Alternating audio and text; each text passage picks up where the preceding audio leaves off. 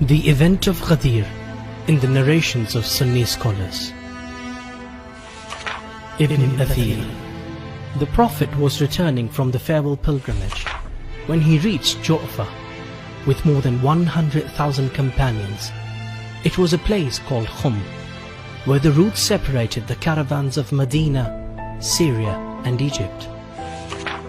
Sa'ad bin Abi Waqqas. The Prophet waited for those who had fallen behind to arrive, and for those who had walked ahead to return.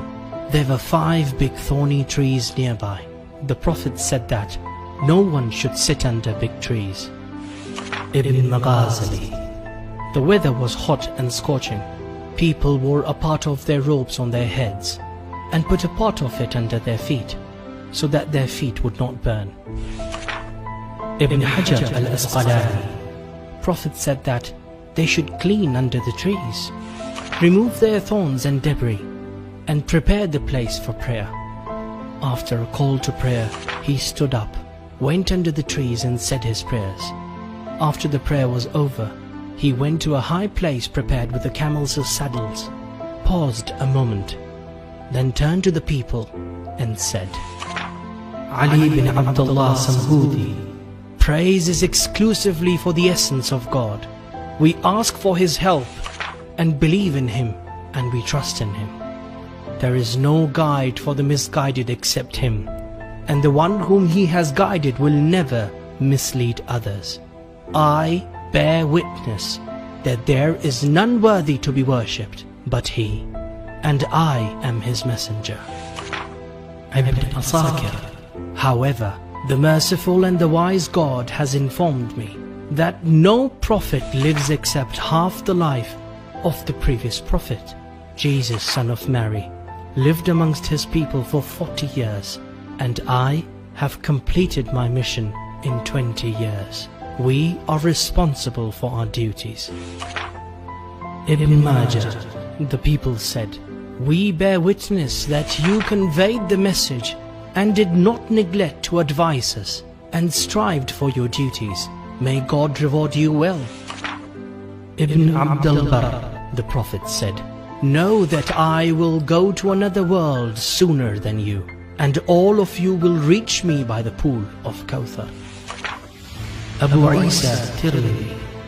When you reach me by the pool, I will ask you about 2 precious and valuable things. So be careful and be afraid of how you will treat them after me, the Book of God and my family, Ahlul Bayt. Ibn Uqdah. If you preserve your relationship with these 2, you will never go astray. The 2 will never separate from each other until they reach me again by the pool of Kawthar. Tabarani.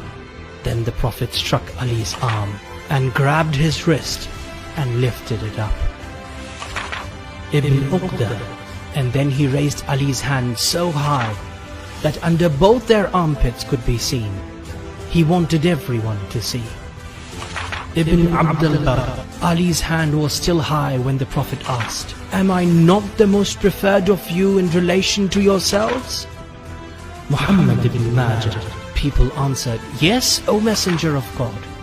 The Prophet repeated his question several times, and the companions repeated the same answer, and said that, you have priority over us in relation to ourselves. Ahmad bin Hanbal. As the Prophet had Ali's hand in his hand, he said, whoever I am his master, this Ali is also his master.